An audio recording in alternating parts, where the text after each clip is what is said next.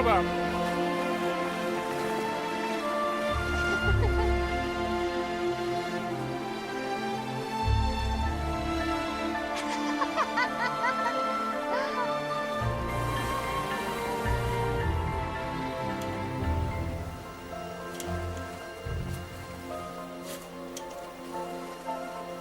What's that one? Oh, it's called an anchor bend, surprisingly.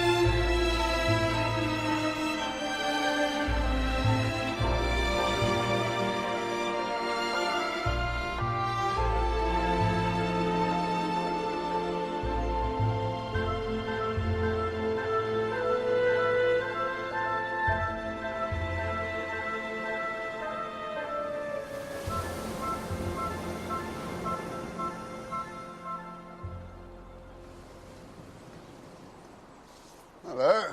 Managed to find your way around? Ahoy there! Charlie! Poirot, you've arrived. Merci. Now, my guess is you're in the entertainment business too. No, monsieur. I am a spectator merely. Been down here before? No. No, I was introduced to Sir Charles at a bridge party. Oh, it is now many years. And you, monsieur, you have known him for a long time also? Ah, yes, we were at Oxford together. Tell me, why do you think he has retired?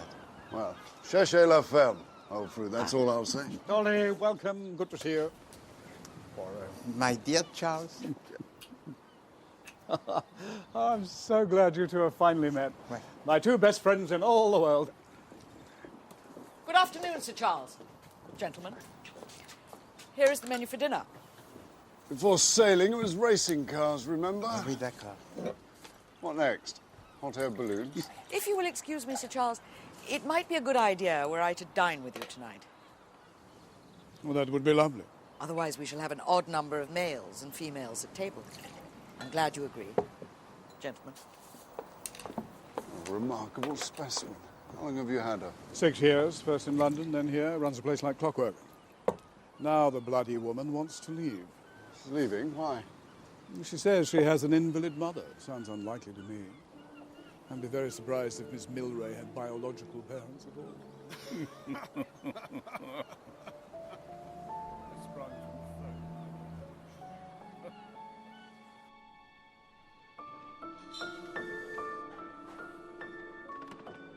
Je te remercie for your invitation. This is a spot most beautiful. So tell to me, if you please, who are to be the other guests? Yes, come on, Charlie. Who are the figures in this drama? The dramatist persona, eh? Very well. Down from London are Captain and Mrs. Dacres. Cynthia is, in fact, Ambrosine of Bond Street. Not the dressmaker that is so celebrated. That's it. Whilst Dacres, once a jockey himself, is now something of a flat racing fanatic. Who else? Also from London is the up-and-coming playwright, Anthony Aston. Oh, splendid. Does this London lot know the others who are coming? No, why should they? My ingenue tonight will be Miss Lytton Gore. Egg Lytton Gore.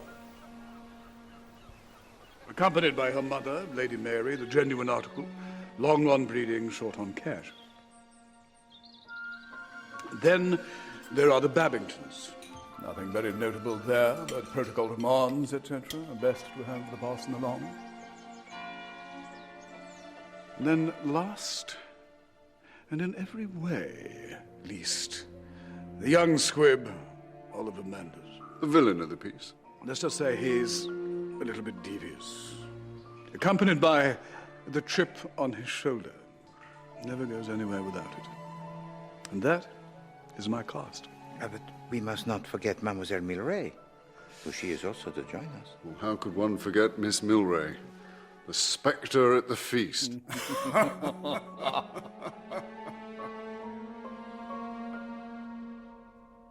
This is, Captain Dacres. And the very beautiful Cynthia Dacres. For many years, madame, I have admired your creations. Formidable.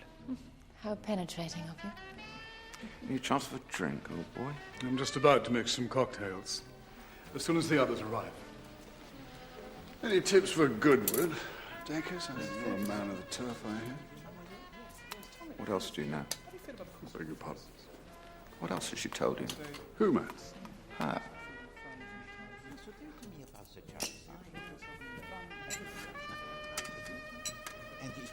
Well, I'm not ashamed of my profession, not one bit.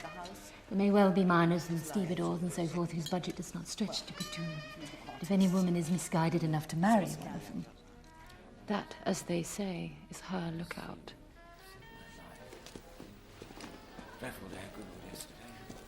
Mademoiselle, who is that lady? Oh, that's Anthony Astor, the playwright. Her real name is Muriel Wills.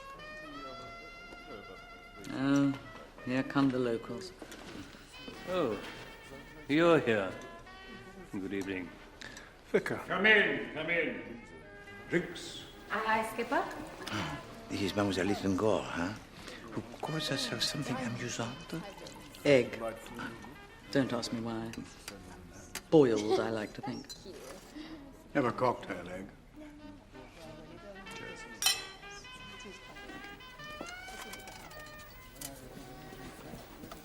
I say, Sir Charles, you do know some very reactionary people. People are people. I'm not political. Oliver's not political either. He just went to the East End once by mistake and had a road to Damascus moment. You of all people actually know how degrading poverty is. No, I say steady on. It's all right. I can fend for myself.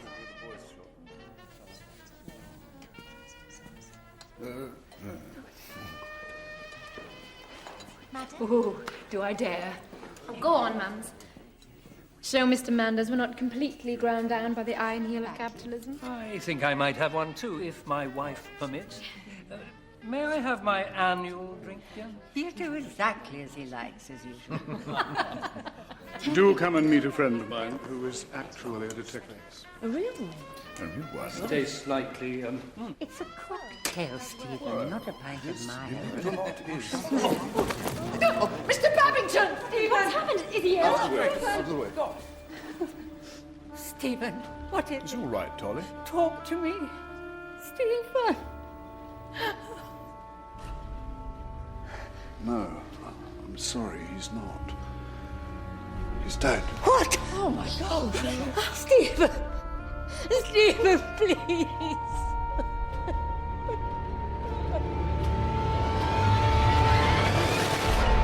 You ever see anyone die like that, Tolly?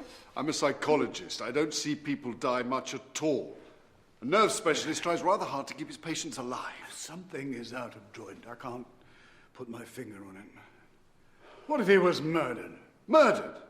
Who'd want to murder a harmless old clergyman? What if he wasn't harmless? Look, Charlie, you're a thundering good chap, but you do let your imagination run away with you sometimes.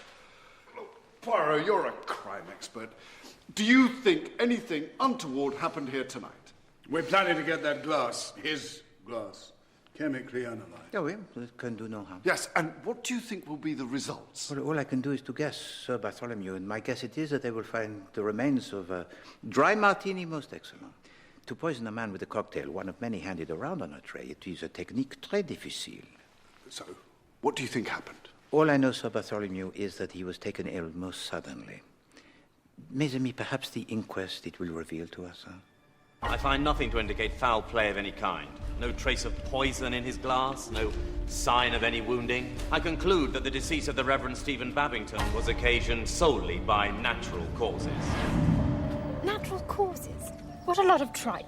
That coroner should be struck off at once. But the vicar is elderly, mademoiselle, and his health, it is not so good. Oh, he had a touch of arthritis, nothing more. He should have lived till he was 90. Did you know him well, this Monsieur Babington? Yes. He was a sweet man, a devout Christian and never unkind to anybody. They had a son, you know, Robin. Actually, I used to have rather a patch for Robin. And Robin is? He's, well, in India. So you see, I feel rather strongly about this. Supposing it wasn't natural causes. Ma chère, there was nothing in that cocktail glass but vermouth and gin. It is proved. Oh, yes, but it's still damned odd. I mean, the Babingtons hadn't an enemy in the world, and yet why would he just keel over and die? I'm going to find Sir Charles and give him a piece of my mind. I suppose he's had loads of affairs, has he? Mademoiselle, je suis désolé, but it is not for... It's all right. I like a man to have had affairs. Shows he's properly red-blooded. Unlike him. But I thought the two of you were friends. Yes. He's gone into his uncle's office in the city and, well, he's getting a bit oily, if you know what I mean. He just wants to get rich, which I find odd, as he's always saying he's a communist. But then, I find most people rather disgusting when it comes to money. Mademoiselle, so many people are disgusting about so many things.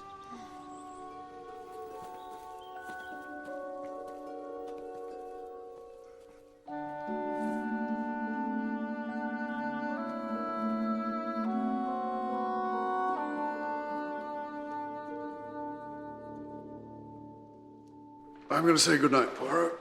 I've got an early morning train to catch. Will you return to London, Monsieur le Docteur? No, going to Yorkshire. I have a private clinic up there. I hope we meet under better circs next time. Charlie, when you two leave, I shall be quite alone. I'm sure you will find some attractive company. No, I'm an old man, Charlie. Hair grows out of my ears. 15 years ago, perhaps, but now I think I'm deluding myself.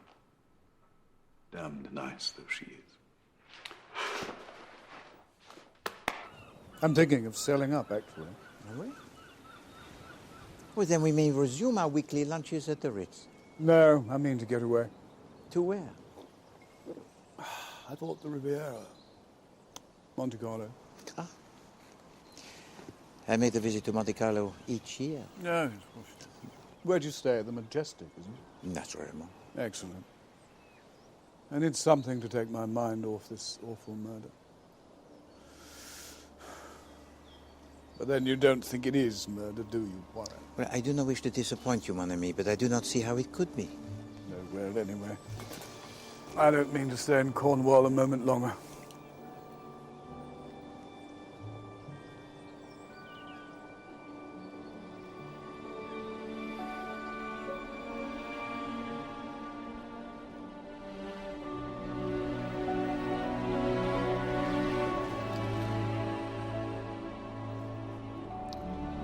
I wish to God I'd never come to the wretched place.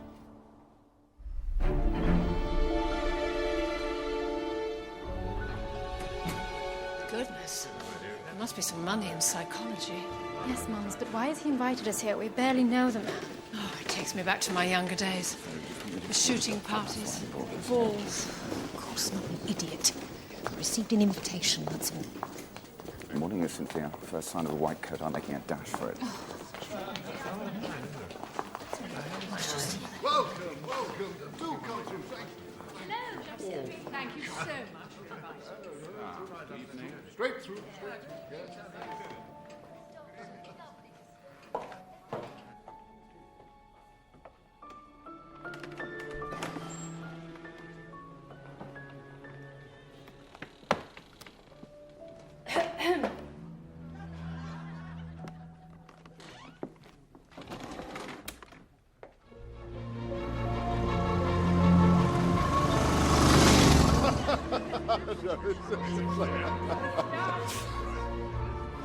It was a very fine meal, Sir Bartholomew.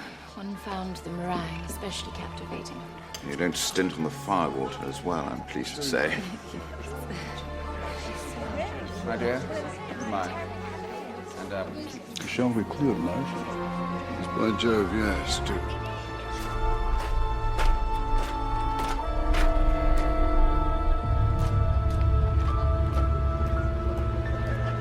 Serve the cheese now, Alice, would you?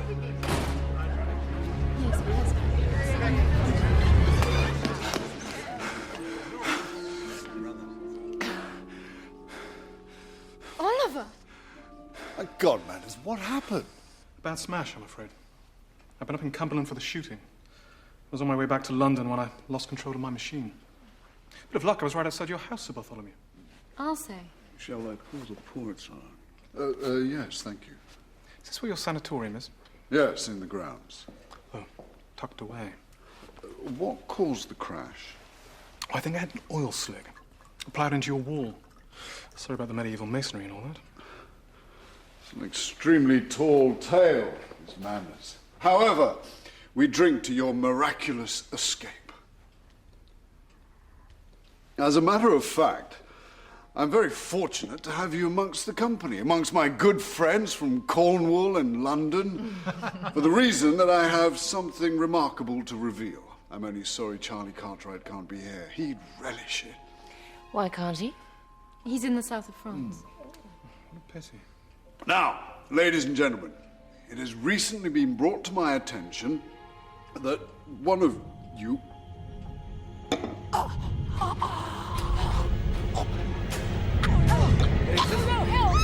Help! Somebody get some help!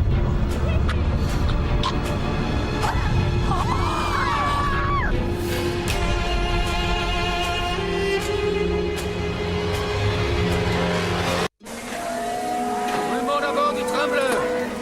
Départ Gare de Lyon pour Monte-Carlo. Tout le monde à bord.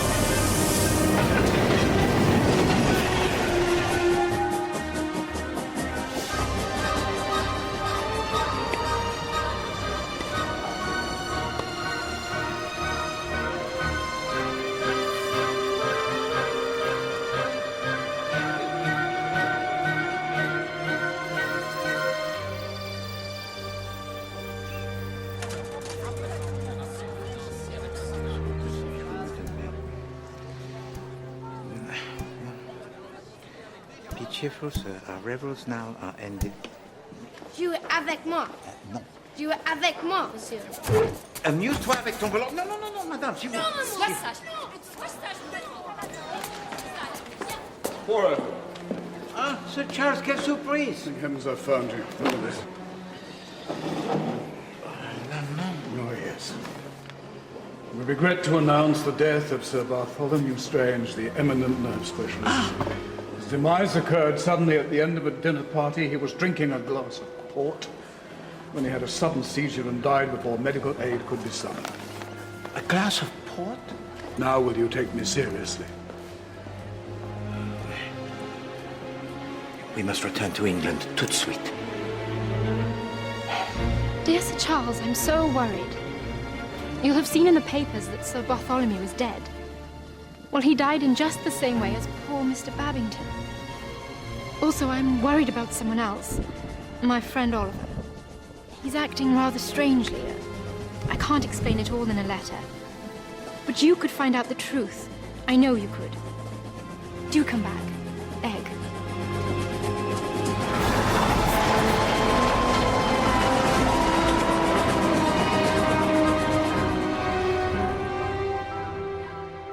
May I say what a pleasure it is to see you again, Sir Charles? No, thank you. I hope you have enjoyed your time in France. Splendid, thank you. Merci, Georges. Now, let us see. Who else was present at the death of Dr. Strange, huh? Ah, ici. Sir Bartholomew Strange is having his usual party for the St. Leger.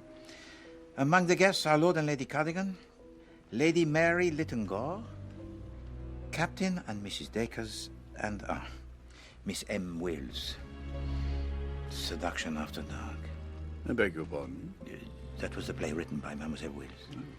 Yes. Oui, but there is no mention of Monsieur Oliver Manders, and it was Mademoiselle Egg herself who suggested that he also was there. Tell to me about Melford Abbey. Well, Tolly bought it a few years back for a song, restored it, and put up a sanatorium, nursing home, whatever you want to call it. Nut house, basically.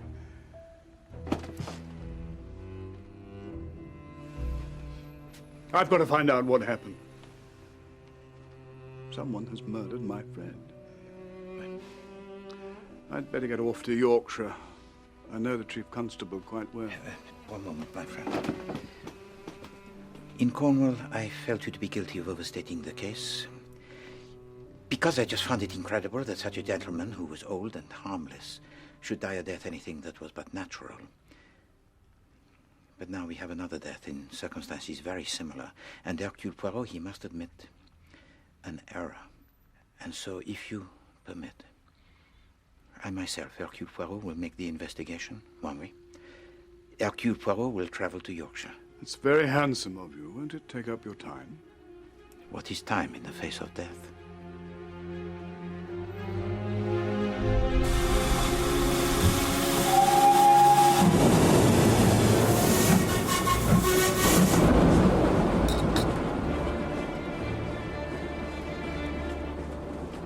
See, you've changed your shoes. Yes, I always start with the feet. Come on. With the shoes. Get the walk right. And the costume. And before you know it, what a character. Ah, oui, d'accord.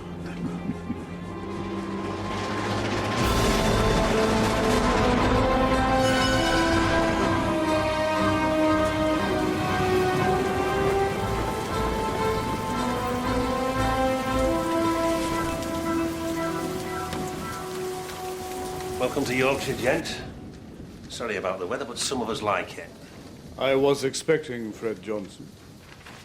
The Chief Constable's away. I'm stood in. Name's Crossfield. I may as well say right off, I don't hold with amateurs coming up from London telling me my business. Superintendent, if you permit, we are here because of the death of Bartholomew Strange. Dr. Strange? He was highly spoke of round here. But I'm afraid to say it looks like he were murdered. There's not to indicate suicide. Tolly would never kill himself. Friend of yours, sir? Very much so, yes. You look oddly familiar. Anyway, there's naught for you to do here. We're pretty sure that the butler's our man. New chap. Strange had only had him for a fortnight. Morning after the crime, he disappears, vanishes into thin air. Where'd he come from? Any idea? Oh, yes. His name is Ellis. Gave a London agency. Reference from a previous employer. Sir Horace Bird, Holland Park. And have you spoken with Sir Horace? I'd be happy to. Only he's away in East Africa on safari. So these references, they could... Well, they're forged, obviously, Poirot. Anybody can see that. And the house guests? They are to be called as witnesses? We have asked them to stay on, yes. Can we have a look around Melford Abbey? No, you can't. Now, look. I'm very pally with Fred Johnson. We used to play polo together in India. Hang about. Aren't you Sir Charles Cartwright? At your service. Oh, why the heck didn't you say so? Hey. I saw you in Lord Aintrey's Dilemma. I did. Yeah, no, I took the wife to London, and she wouldn't see how to it had to be Charles Cartwright in Lord Aintrey's Dilemma. And I remember we queued for hours for the Pall Mall Theatre. But hey, it were worth it. Superintendent, if you please, are you absolutely convinced in your little grey cells that this Monsieur Ellis is your man? Why else did he bolt? My dear Charles, do you realize that almost every person who was present at your dinner in Cornwall was also present here? Please don't assume that because I'm a thespian, I'm also dim. Of course I realize. Then what can we deduce from it? No, it's just that it appears to me that the doctor, he was making an experiment. He must have thought that one of the people in Cornwall was responsible for the crime, and so he has invited them here to Melford Abbey. I wore this as Galbraith of the Yard. Rather authentic, don't you think?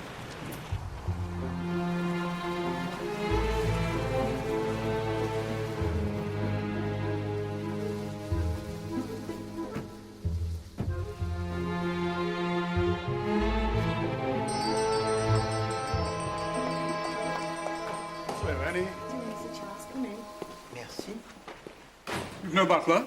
Mr. Baker, he's in Margate. Sir Bartholomew gave him 2 months holiday for long service. Excuse me, sir. That's why Ellis was here. It's a caller for you, Sir Charles. Oh, thanks, Annie. Mademoiselle? Crossfield here. Now listen, I have a pal who works at the coroner's office, and he sent me the mortuary report. I think it was nicotine poisoning. And couldn't you get that just from smoking? You'd have to smoke a heck of a lot. The nicotine is an alkaloid, colorless, odorless, and is used habitually by the gardeners for the spraying of the roses. Ah. Also, they got a toxicology report on the glass. It contained port and only port. Exactly the same as last time. With one difference most important, mon ami. This time we know it was murder. So, how did you find it serving under Monsieur Ellis? Oh, it were quite fun, actually, sir. Yeah, he'd been in service all over. He knew things, scandals about some very grand households, too. Is it possible that he was not, in fact, a butler? Oh, no, sir. No, he'd been in service, for sure. Well, he arranged the work different from any butler I ever knew before. Got his own method, sort of thing. So tell to me, if you please, about the Dr. Strange. On the night that he died, how was his mood? Oh, he were happy, sir. Very jolly. He even larked about with Mr. Ellis, a thing I'd never heard him do with Mr. Baker. Pardon, but what does it mean, he larked about? Mr. Ellis came up with a telephone message, and the doctor asked him if he was sure he got it right. And Mr. Ellis said, quite sure. And the doctor laughed and said, "You're an excellent butler, Ellis." How were that surprised? What was this telephone message? Oh, it was from the sanatorium about a patient who'd arrived, a Mrs. Rushbridger, or something like that. Well, that'll be them coming back from the inquest.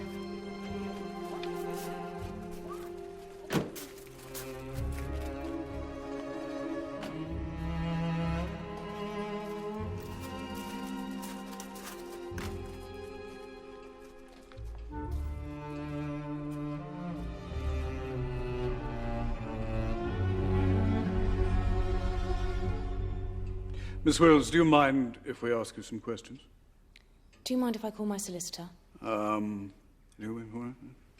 pense que Mademoiselle Wills, she makes a little joke, no? What is it you want to ask? Did you notice anything unusual about the arrangements that night? I heard there was a secret tunnel. Did you hear about that? No. Yes. There's a secret tunnel that leads to open countryside. Is there? Yes, and they think the butler crawled along it and escaped. Crikey. Where is it? Ah, well, that's the sort of thing that detectives detect, isn't it? I'd start with the bookshelves if I were you. Miss Wills. Couldn't say what Miss Wills thought about anything. Eh bien, will you tell to us what you thought about her? Well, someone said she lives in Tooting, which you can't help, I suppose. But she does poke and pry something terrible. She was in my room. She was what? In my room, poking about. No, she wasn't. You're seeing things. Oh, here we go again. The funny farm's round the corner. Oh, do be quiet, Derek. There's supposed to be a secret tunnel. Have you heard about that? The coroner said it was nicotine poisoning. What's that? Well, it's a colourless, odourless alkaloid, widely available, in fact. Often used by gardeners to spray their roses with. I use it. Everyone does. Ah. If you please to tell me, Mademoiselle, where is Oliver Manders now? Oh, he went straight back to town after the inquest. We had to get straight back to work, poor love. Did Ellis poison Dr. Strange? Well, how am I supposed to know that? Do you have any information about the secret passage? Do you? I certainly don't. And I don't think Mum's does either. Oh, God, this is hopeless. I haven't found out a single thing. Oh, but you're doing wonderfully well.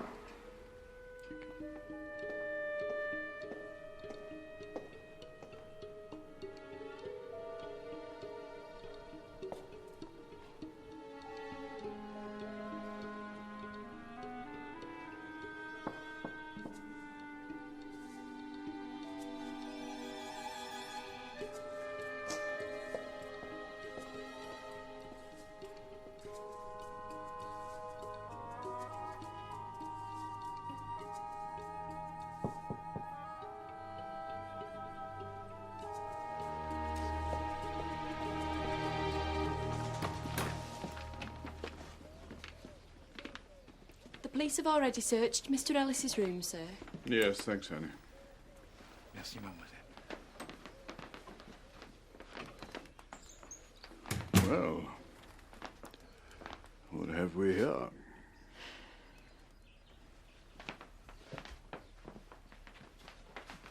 Ah.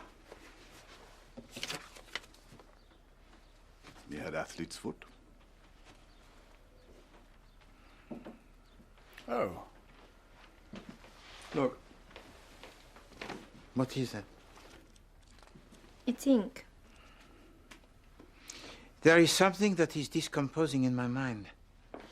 Yes, go on. It is simply the way that Sir Bartholomew Strange, he made a joke with his butler, as was told to us by Mademoiselle Annie. It did not seem in keeping with his character. By God, you're right. Tolly would never have spoken to the staff like that. Hello? And when did the incident occur? When Ellis brought the telephone message from the sanatorium. I'll bet there's no such person as Mrs. Rushbridger. I'll bet you it's a coded message.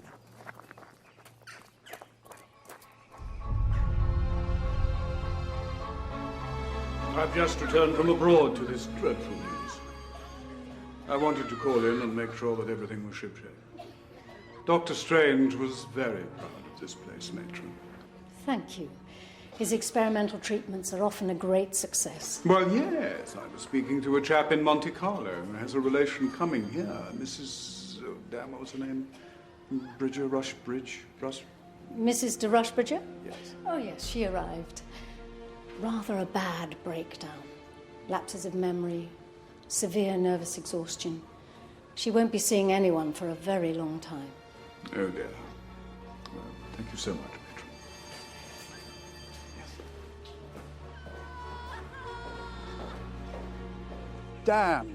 Damn. Bloody woman exists. This whole thing's giving me a headache. What are you saying we go somewhere for a stiff whiskey? No, mon cher. We must return to the bedroom of Alice. Alice? Oh, why? The stain of ink? Now you remember, perhaps, huh? Yes, it's just a stain on the skirting board, Poirot. Yeah, but how does it come to be there? No, something it is amiss. Yes, by God, you're right. He didn't drop his ink bottle, there'd be more ink. He dropped his fountain pen. And he must have been writing at the time, or the top wouldn't have been off. Perhaps he laid it on the mantel shelf and it rolled. No.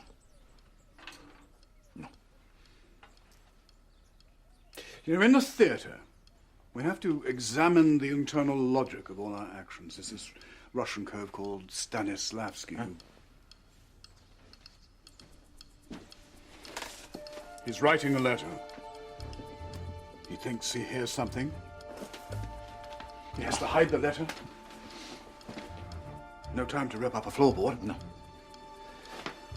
Can't burn it. No, because of the cinders, huh?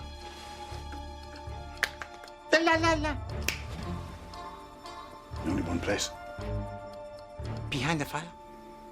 Have a look, mon ami.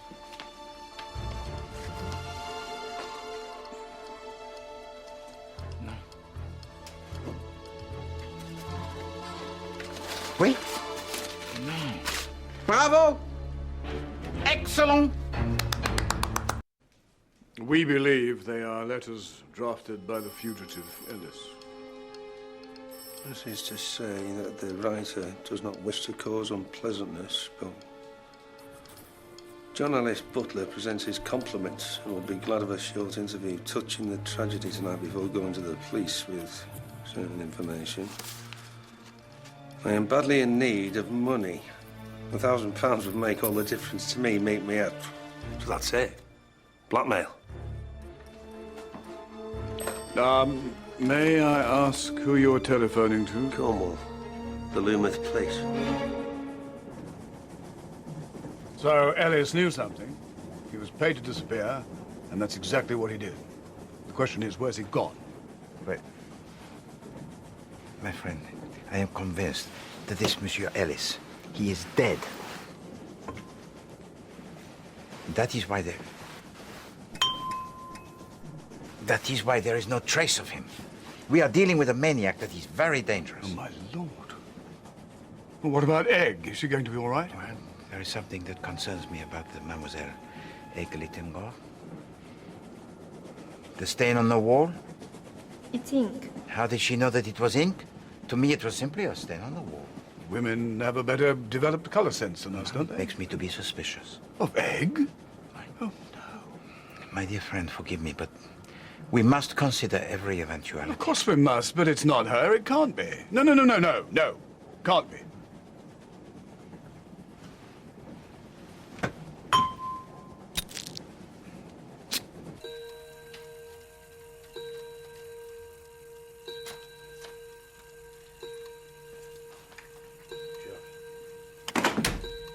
I'm so fatigued. Sir, I'm afraid there are visitors in the drawing room. Visitors in the drawing room? Yes, sir. But it is 11 o'clock at night, George. Indeed it is, sir. It is 11 o'clock at night. Therefore, we do not have visitors in the drawing room. No, sir. Take this. Of course. No, Mademoiselle Littengor. Call me Egg, for Pete's sake. What is it that you do here? Good evening. Monsieur Oliver? Oliver has something to tell you. Tell him. The motorcycle crash was a stunt, sir. I faked it. Comment? Why did you do such a thing? And do not make me angry, monsieur. I am very fatigued. I was told to do it. By whom? Bartholomew Strange. He wrote to me and told me to fake a crash and arrive about 9:30. But when I got there, he seemed as surprised as everyone else. Well, then 10 minutes later, he is poisoned? Yes. And there is no connection? No, I had nothing to do with it.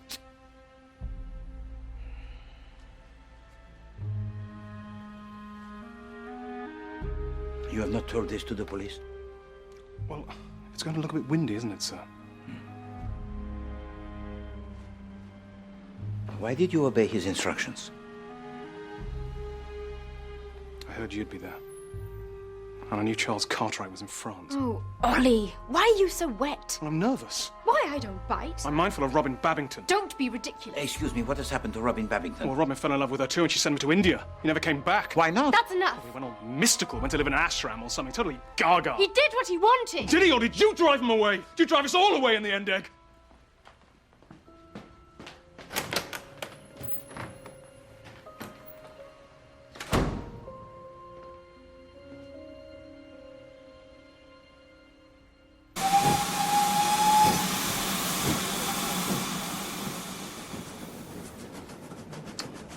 Miserable business. I know, but it must be done. Stephen Babington was a gentle old soul without an enemy in the world. And yet he was killed. Or at least we think he was killed. We're about to find out. What reasons are there for killing a person? Babington knew something. Babington recognized somebody. And what did he know? Perhaps it was something he didn't know he knew. Perhaps he was the cause and Dr. Strange the effect? Précisément. What? Well, if we are to believe that the second murder it sprang directly from the first, then it is the first murder that we must investigate. The murder of the Reverend Stephen Babington.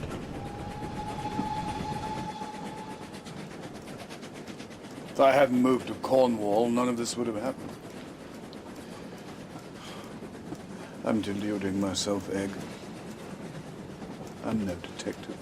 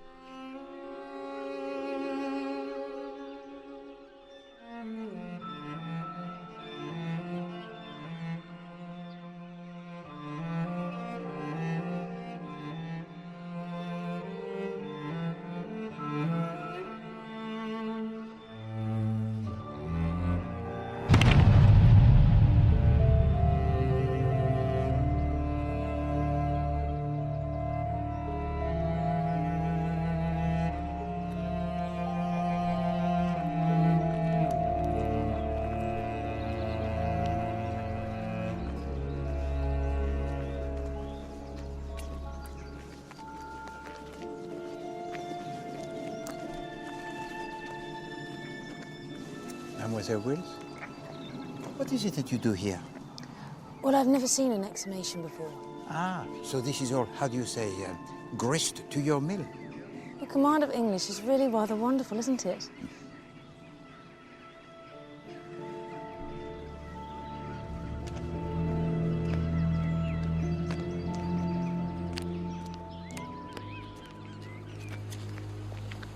Poor Stephen. He told Egg to steer clear of Oliver. But girls are very foolish, Monsieur Poirot. There's something attractive to a girl about being told that so-and-so is a bad man. She at once thinks that her love will reform him.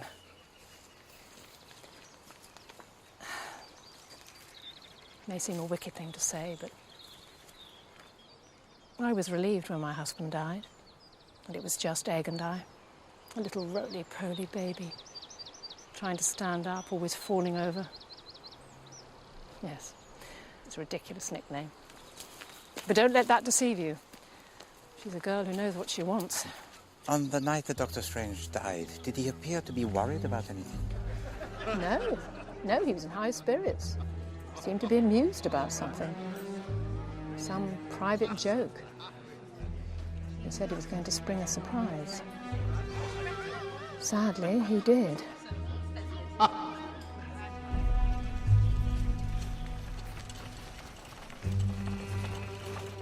Do you really think someone murdered my husband with nicotine?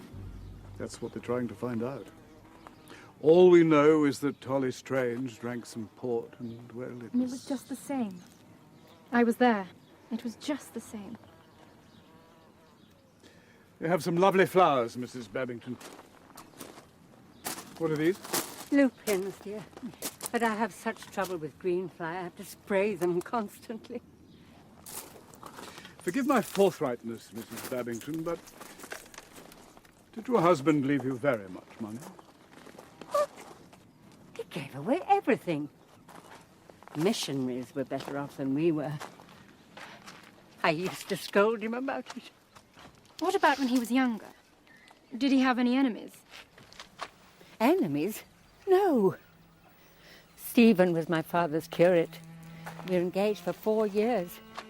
Then he got a living in Kent, in Gilling, so we were able to get married. We lived in Gilling for 16 years. Then we came to Cornwall. We were happy.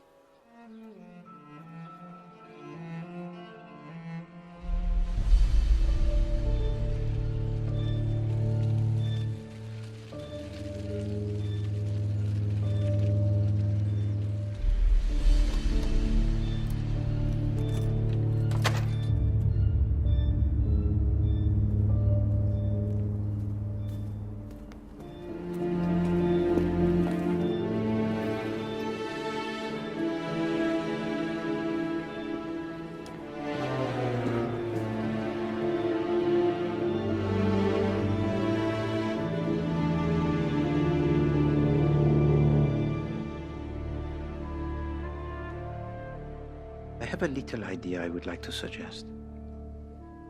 Is it possible that the poison was intended all along for Sir Bartholomew Strange and then the Reverend Babington, he drank it by mistake? No one who knew Tolly at all well would have tried to poison him with a cocktail. Mais pourquoi pas? Of course, he never drank them. Couldn't stand them. Oui? Bon. May I speak to you the truth? You know, this whole investigation, it has been conducted with great enthusiasm and great skill, but it has yielded very little, and there is danger. Real danger. So now Poirot, he will take charge. We will return to London by the early train. And if you please, mademoiselle, you will make the visit to the showrooms of Ambrosine Limited. Sir Charles will receive his instructions from me. It is the approach classique, you see. The technique of elimination. We eliminate the suspects one by one. We do not scamper around like the puppies.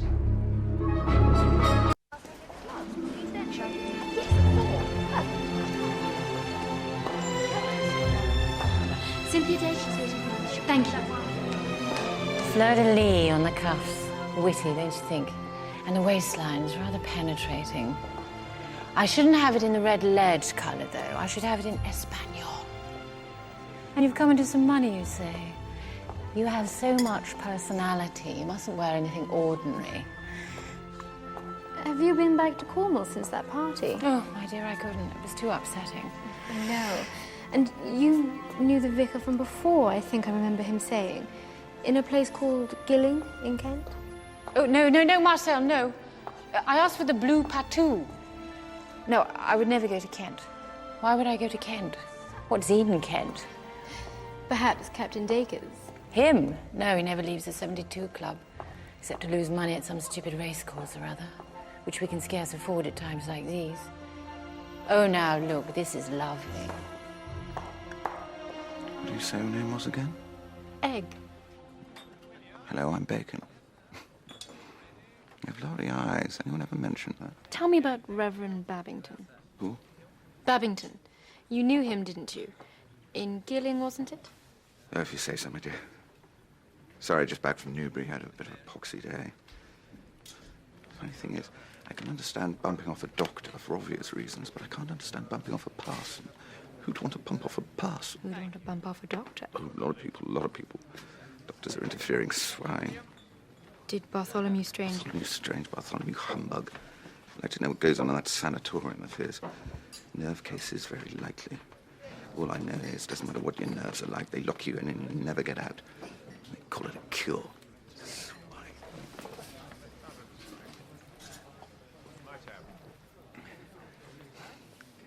Cynthia told me not to talk about it. Talk about what? It, the thing. The Arab. The Arab. There was this Arab gentleman Cynthia was wooing. He was going to invest in Ambrosine, which, by the way, badly needs, because I heard for businesses by the sound of her dress sense. But he had some awful trouble with his nerves. He was seeing a fellow in Harley Street, a specialist, who packed him off on a cruise, a world cruise, gone for good, Arrivederci in his checkbook with him. And that specialist was Bartholomew Strange? Well, we don't know, but if it was, things would look a bit fishy for us, wouldn't they? Which is why I'm not supposed to talk about it. Now, you tell me something. What was that woman doing in my room? What woman? The rabbit face, the playwright. Always poking and prying. I could have ferreted up a drain pipe that one. William. Evening Standard! Chorus explanation!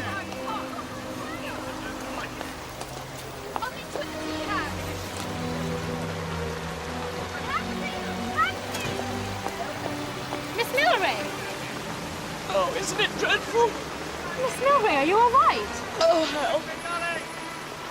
I know, it's terrible. No, sorry, I'm overreacting. I'm fine, really, really fine. It's just... I've known him all my life. Mr. Babington? Yes, I grew up in Gilling, where he was vicar. All my family come from there. Gilling? But when... Sorry, I must dash. Awfully nice to see you again. Evening Standard, vicar poison.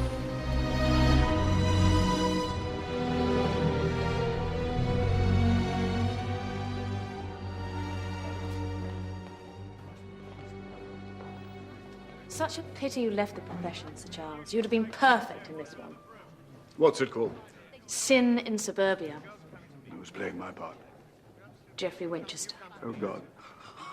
No. That would be wonderful. I adore Geoffrey. When do you... Next Thursday. Come to the dress rehearsal. Love to. And you, Monsieur Poirot. I like an audience. Bring your friends. Merci beaucoup. Mademoiselle, I would like to ask you something more about the event so terrible at Melford Abbey. Because if there was anything to be noticed, I believe that you, the connoisseur of human nature, you would have noticed it. Grist to my mill. Peut-être. I was intrigued, I admit. I've never seen a murder at close hand before. Actually, there was one thing I suppose I ought to inform the police if truth be known. What was it? Well, it was about the butler, Ellis. What was it? He had a kind of strawberry mark on his right wrist. I noticed it when he poured the port. Ah. No one else mentioned a birthmark. Where exactly was it? It was right here. Roughly the size of half a crown. When you were in Yorkshire, did Sir Bartholomew mention Mrs. de Rushbridger to you? One of his patients suffering from loss of memory? No. Or can you tell us anything else at all about any of the other guests? Sorry. Oh, well. Sorry to disturb your rehearsal. Goodbye, Miss Wills. Mademoiselle.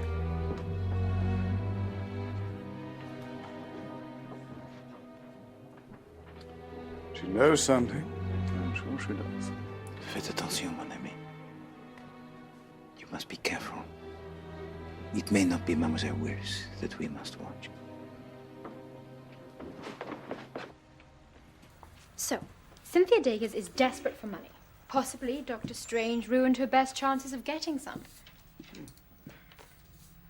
What about Oliver Manders? Does his story ring true? Holly Strange writing him a letter? No, I have the impression that it is not in keeping with the character of Dr. Strange to behave in such a fashion. I'm very suspicious of Oliver Manders. What is his relationship with Mademoiselle Milray? With Milray? He has none. The woman is incapable of relationships. Osmosis, perhaps, not relationships. Now, Oliver Manders was present at both murders, and now he's keeping his head down. Is there a link between Manders and Miss Wills? I do not believe so. So, what are we going to do?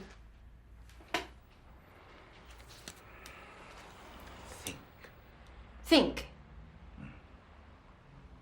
It is a mental process. I know what it is. But can't we do something? For you, always the action, eh, mademoiselle? Alors, there are inquiries to be made at Gilling, the mother of Mademoiselle Milray. And I wonder if you would be so kind, the both of you, to find out what you can about the past of the Reverend Babington. Righto. In the meantime, I will make the preparations for my sherry party. A sherry party? Why? Tomorrow evening at 8 o'clock.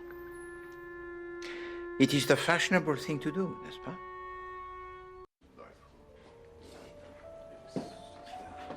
Ah, mesdames, messieurs, un moment, s'il vous plaît. Let us have no talk of murders and poisons because it spoils the palate. Huh? Sir Charles? Take it, Poirot. Take it all. Cynthia, charming dress. Thank you. Why do you bring me to these awful places? It's how I pick up custom. Like you picked up the Arab, like you picked up Sir Charles. Keep your filthy insinuations to yourself. To marry an older man, I think it's safer. His follies are behind him, not as with younger fellows still to come. I wish that I shared your certainty, madam. But we have been so badly off. I want able to see people, places, great cities, great art. I don't know how you put up with it. What do you mean? Him barging in like that. Excuse him, He's a has-been. A washout. A flop. Gains more maturity to second. You're right. Monsieur Oliver, I wish to ask you something. The letter you received from Dr. Strange, the invitation to, how do you say, gate crash the party. Where is it? Oh, I burnt it. But why? Well, after he was killed, I thought it would incriminate me. The police didn't even notice me. And tell me, if you please, what is it that prevents you from proposing to Mademoiselle Lake? I haven't any money. Can't you see? Yes, to you. You've changed my life. Sometimes I feel like I'm bad luck, like a bad penny. No, don't be absurd. Poirot, off to Gilling tomorrow? No, wait. But Mademoiselle Milray, where is she? She is not here. I'm sure that I invited her. Good health and God save the king. I'll have another sherry, John. Ah, the sherry. I prefer it to the cocktail and 1,000 times to the whiskey. Or the whiskey killer. But the delicate wines of France, you have to merely to taste these. Charles. Charles! Oh, God! Oh, grief. Charles, no. Not you, Charles.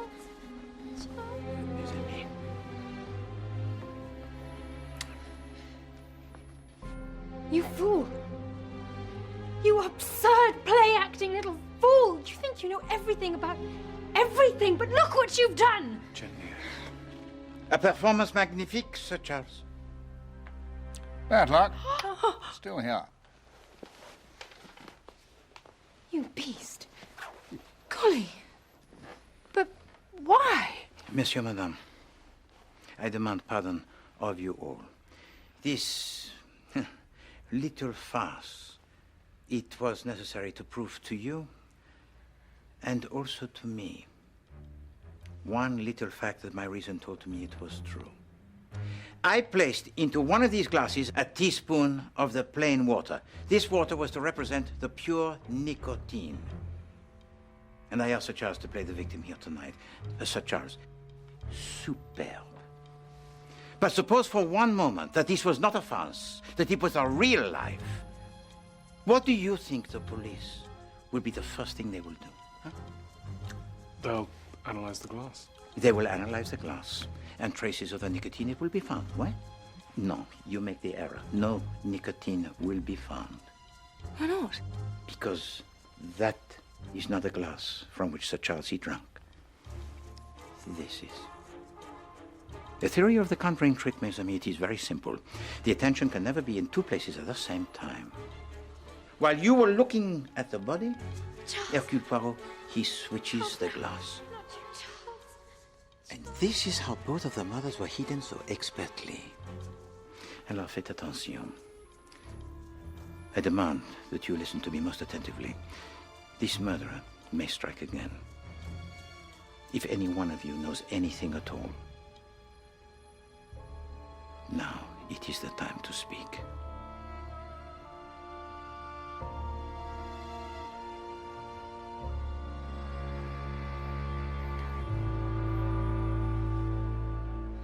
So you planned it all? Why? Just to see if anyone noticed if you switched the glasses? I also had another purpose. When Sir Charles, he fell dead, I wished to see the expression on the face of one person in particular. And did you? Oui. Which persons? That is my little secret. So you know who the murderer is? Oui. Then have them arrested. I cannot. Because until I know why Stephen Babington was murdered, I have no proof at all. And I do not know why. Excuse me, sir. Telegram.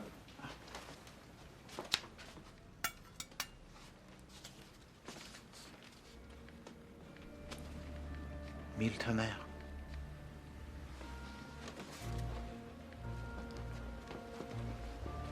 Please come at once, can give valuable information. Death of Bartholomew Strange. Margaret de Rushbridger. Margaret de Rushbridger?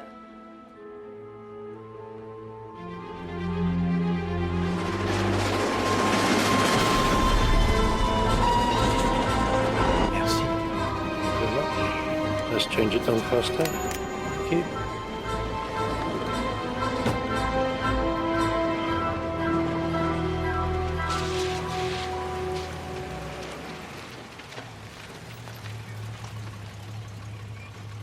Looks like we're not going to find out any more about the Reverend Babington from old Mother Milray. She died a month ago when I was in France, and Milray didn't tell me. Oh, this is hopeless. I wish Poirot was here. Egg? Look at these names. There are some frightfully strange ones. There's a family of shove pennies, and here's a Mary Ann Sticklebucket. None of them are as strange as mine. Cartwright? Well, that's not strange. It's not my real name. It's an acting name. What's your real name? Couldn't possibly tell you. Why not? You'll laugh. No, I won't. No, I can't tell you. What is it?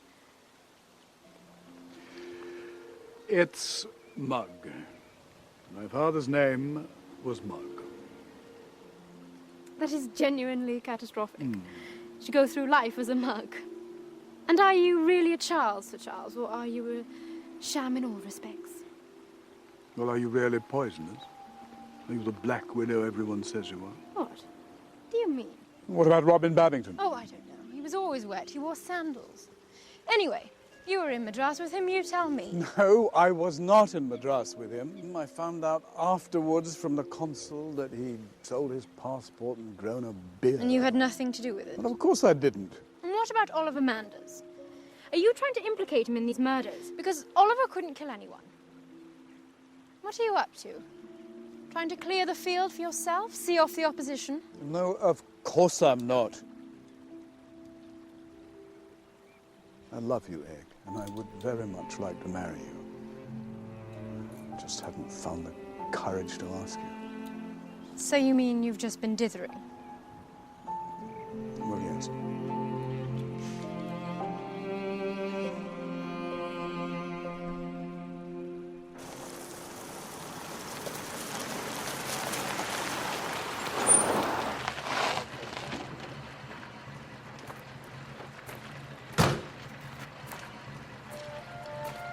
Yes, I remember you. With Sir Charles, but you never told me your name. Oh, I call myself Hercule Poirot. And who do you want to see? Madame de Rushbridger. But don't you know? She's dead. She died this morning. She's been poisoned. The box of chocolates came for her by post. The liquor chocolates. Nicotine? Chemical analysis will show. Was she killed to prevent her telling us what she knew, eh, Poirot? Or what she did not know, Superintendent. I must waste no time.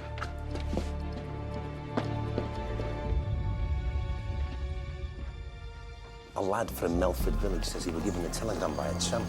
A tramp? Aye. The tramp says it came from a loony lady in the nut house. This nut house.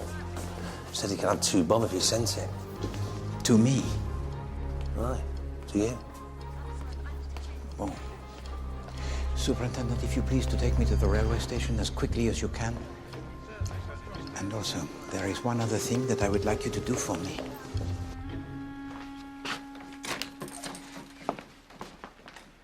Merci, Georges. Sir Charles telephoned from his Belgravia residence, sir. He's concerned that Miss Wills has gone missing. He motored out to Tooting for the purpose of a further interview, but when he got there, she was nowhere to be found.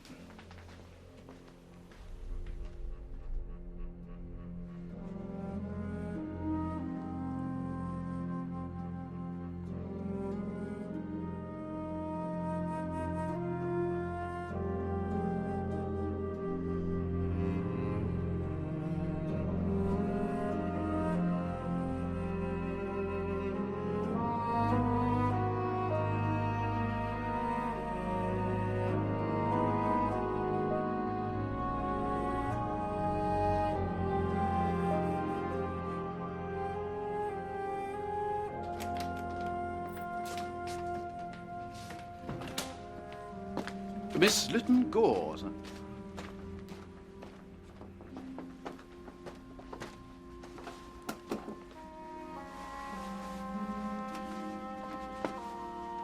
Merci, Georges.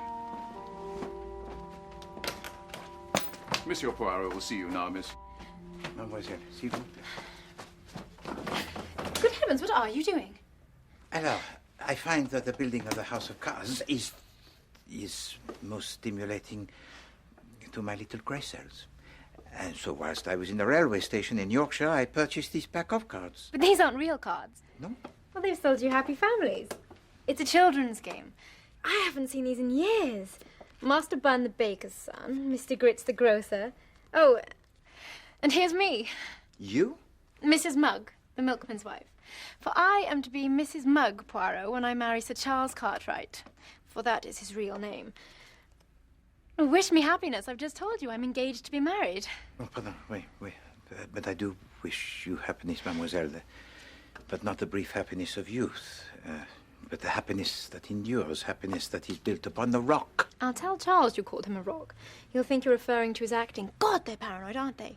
We think it's Miss Wills, by the way, the murderer. And pourquoi? Well, because she's gone missing and she's creepy. And the funny thing is, we're going to see a dress rehearsal of her play tomorrow. But will she be there? Will she show up? I'm so excited. I've never been to a rehearsal before. And Charles says he'll take me backstage. Sacré. Poirot?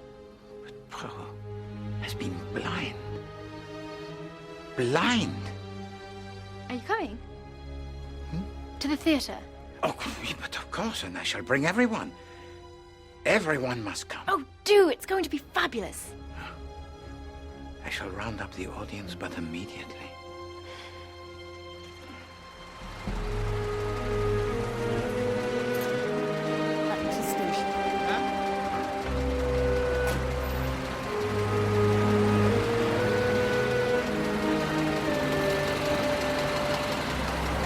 One moment, driver. Follow that taxi, if you please.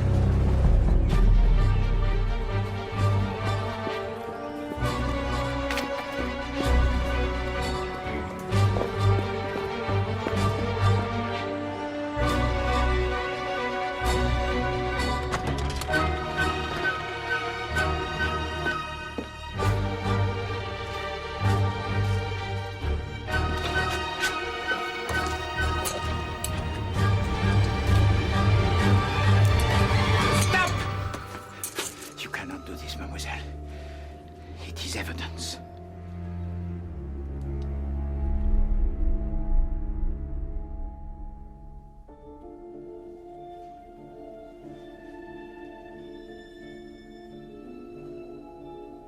It's so exciting.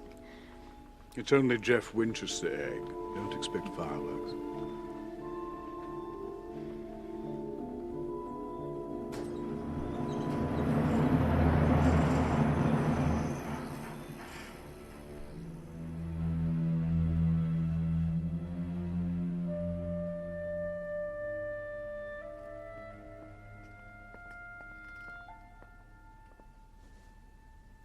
Mesdames, Messieurs, you have come to watch a dress rehearsal of a play, huh? Instead, I give to you Hercule Poirot.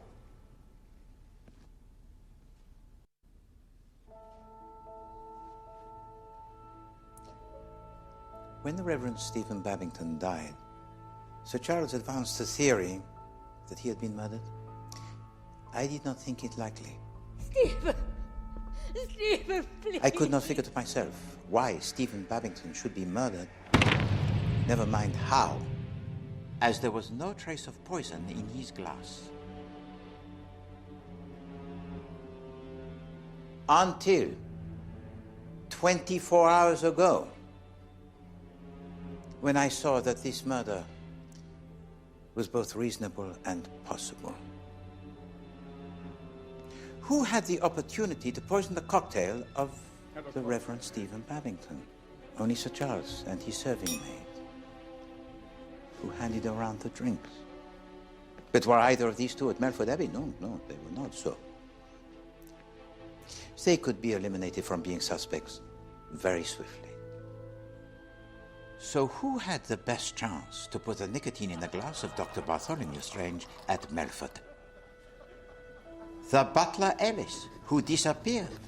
But he, we knew, was a blackmailer merely. But then I was visited by a sensation curieux, très curieux. I was certain that the person who committed both of the crimes must have been present on both occasions. Well, that was obvious. But it appeared to me that this obviousness was an arranged obviousness. In other words, it was too obvious and therefore not obvious at all. I was certain that the person who murdered the Reverend Stephen Babington and Dr. Bartholomew Strange must have been present on both occasions, but not apparently so. And so I am forced to investigate once again this butler so mysterious, this Monsieur Ellis. He appears suddenly, out of the blue, a fortnight before the crime, and disappears but immediately afterwards. And Poirot, he comes to the conclusion that he is dead, and in a way I was correct. I recalled the remarks made about him by the parlour maid at Melford, Mademoiselle Annie. Well, he arranged the work different from any butler I ever knew before. Got his own method, sort of thing. And eventually Poirot, he came to realize why.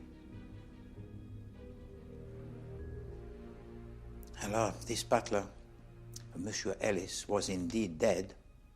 Why? Because he never ever existed. But Dr. Bartholomew Strange was another matter. He must have known the true identity of his temporary servant. Do we have any evidence for this one, we? His remark, facetious. You're an excellent butler, Ellis. Said as the joke, huh?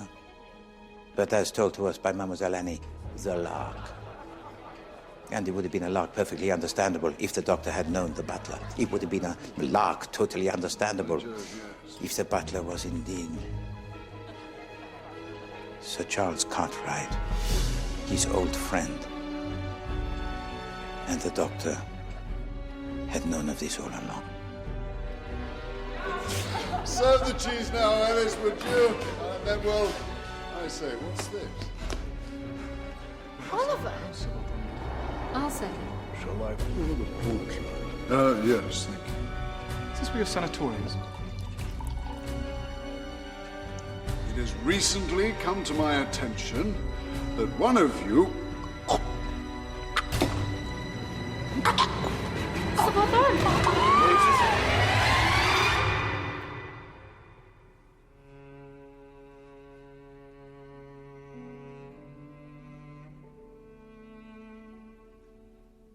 And now my heart, it is breaking.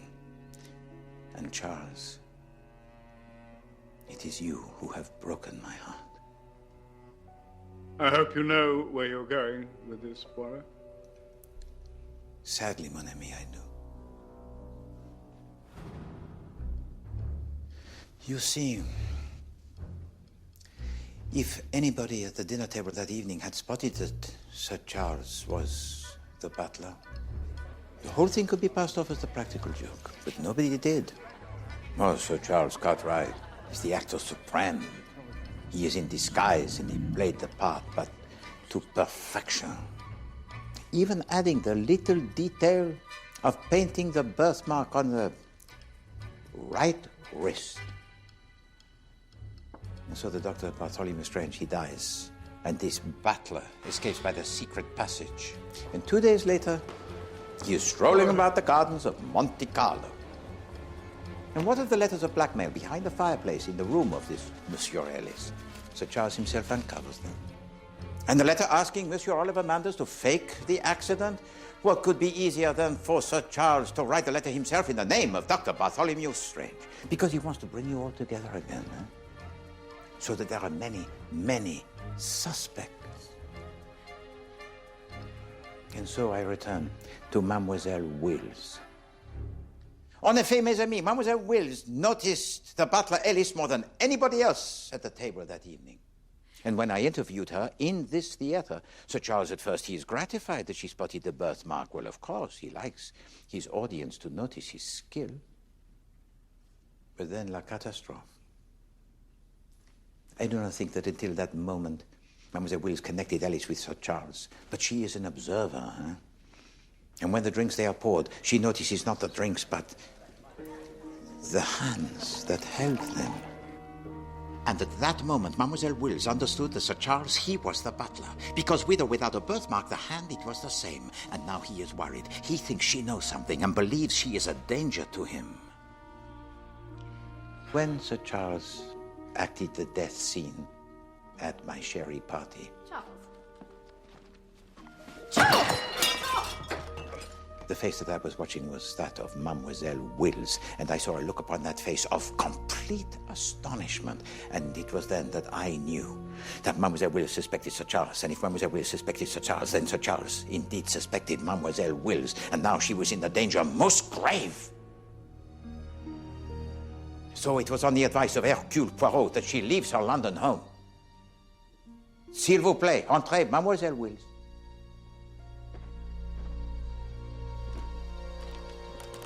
S'il vous plaît, asseyez-vous. And she was wise so to do, huh? Because the following evening, Sir Charles, he drives to Tooting to dispose of the one person he feared could expose him, Mademoiselle Wills. And now we come to murder victim number 3, Madame de Rushbridger. How does she fit into the puzzle?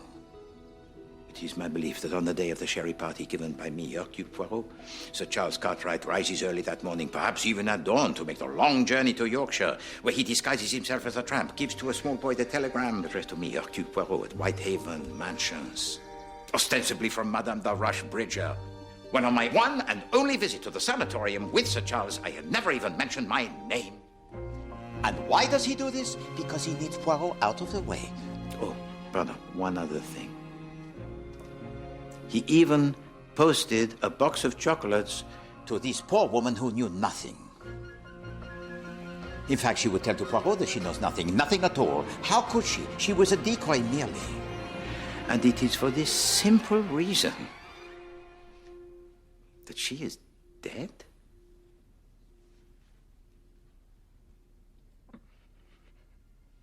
Suddenly, I saw how this murder of Dr. Bartholomew Strange was not only essential, but purposeful. Well, I'm hooked. Oh, go on. Tell me, what was my motive for murdering my dearest friend, the man I had known since boyhood? It was the doctor himself who gave to me the clue when he said, "Cherchez la femme." You know, Sir Charles, it was obvious to me that you were in love, deeply in love with Mademoiselle Littengore. You loved her with a passion that was so arid, so terrible, huh? So why the hesitation? Why did you not ask her to marry you when you were sailing around Lumos? What was the obstacle, huh? Poirot, he will tell to you. The obstacle, it was this, that you already had a wife. Oh, but of course you enact the role of the bachelor. But this marriage of yours, it took place since many years before, when you were young, long before you were Sir Charles Cartwright, the actor renowned. And when your name, it was something else. Vous voyez, mes amis, there are only 2 situations in the law of our land when a divorce, it cannot be permitted. The first, when either the husband or wife is serving a life sentence in prison, and the second, when one or either of them is confined to a lunatic asylum. And of course, Sir Charles, you cannot kill her yourself, because immediately you would become the prime suspect. But what if nobody knew, huh? Well, then you'd be free to marry Mademoiselle Littengore without ever having the need to tell to her the truth. But one person did know, and one person only. Your oldest friend. The best man at your wedding. And so before you can remarry, it is necessary that Dr. Bartholomew Strange, your friend so dear to you, he must be eliminated. And Babington? I suppose he knew too, hmm? À vrai dire, that was the one flaw in my theory. Because even if it was you, Charles, who placed the liquid nicotine into the glass, you could never make sure of it reaching one particular person. No, the poison was never intended specifically for the Reverend Stephen Babington. No, it was intended for anyone who was there present. Except, of course, Dr. Bartholomew Strange, who never touched the cocktail, and Mademoiselle Littengore, the young lady with whom you were in love. You handed me my cocktail yourself. Have a cocktail, egg.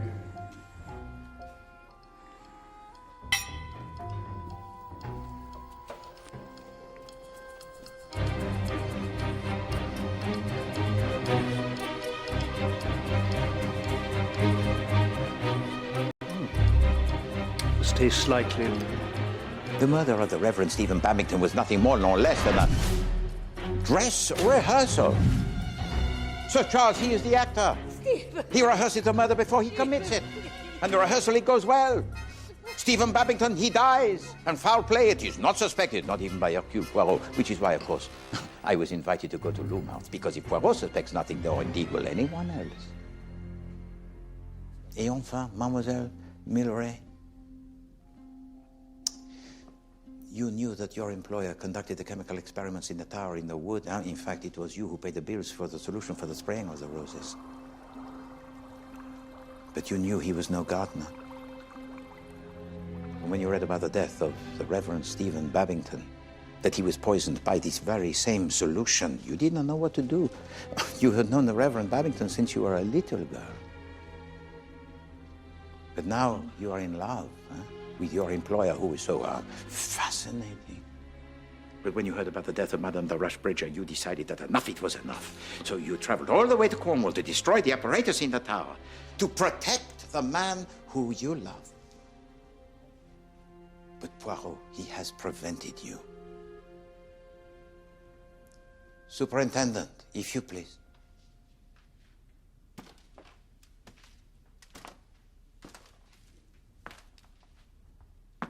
What I have here, sir, is your passport.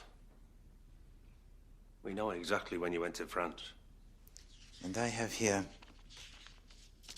a note that proves that in the Haverton Asylum in Essex, there is a lady by the name of Gladys Mary Mugg, 58 years of age, who is your lawful wedded wife.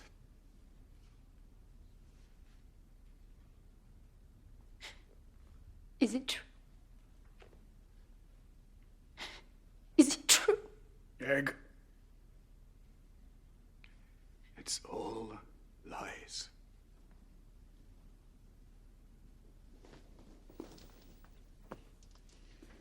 It is true, mademoiselle.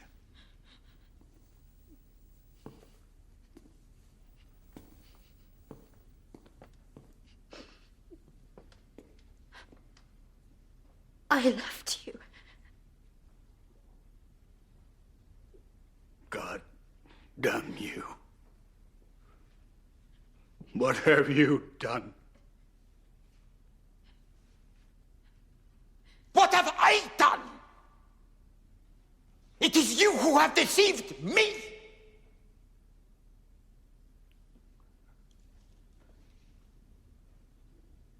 These last 2 days, they have not been genial.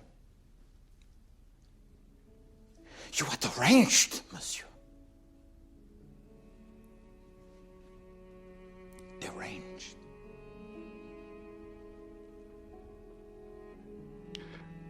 You don't know what it's like.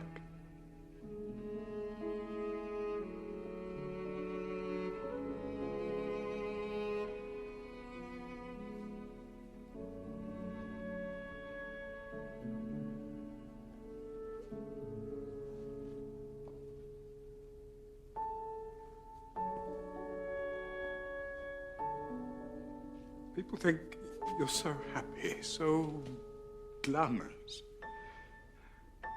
Girls run after you. Beautiful girls. You kiss them. And then they go home. They take off their pretty costumes. And they go home. And you're alone. I would have loved you, Egg.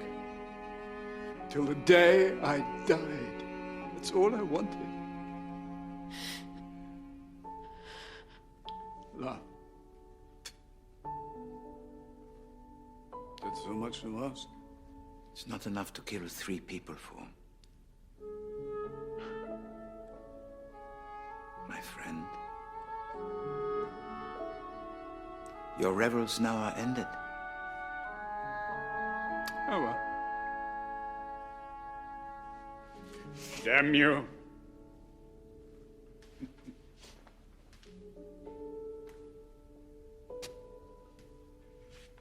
Damn you all.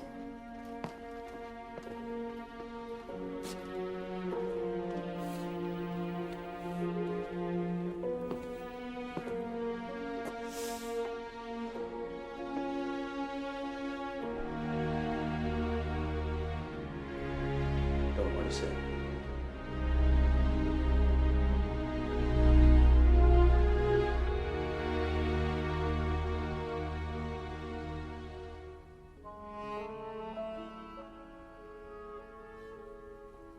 Monsieur Mendes. I think now is the time to take home the Lady Mary and Mademoiselle. Yes, sir, of course. You will look after her now. I shall.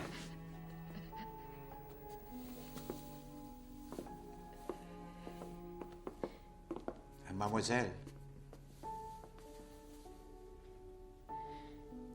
you fall down, huh? But you will get up again.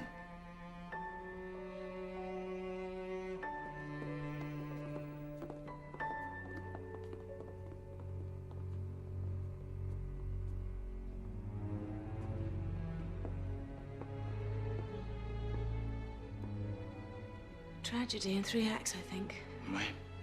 A great man brought low. I can see now I should have gone to the police. Don't judge me too harshly. Ah, Mademoiselle, I investigate. I do not judge. Just had a terrible thought. If anyone could have drunk the poison cocktail, God, it could have been me. And there is a possibility even more terrible, Mademoiselle. It could have been me.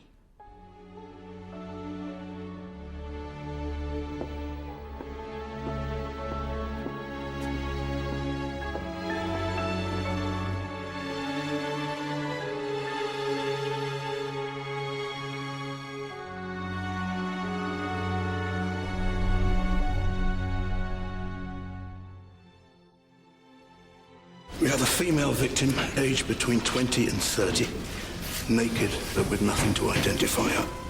So that'll be our priority. Find out who the poor soul is. The investigation runs over 3 nights. Above Suspicion returns tomorrow at 9. And on ITV3, there's peer pressure on a brutal murder case for Wycliffe.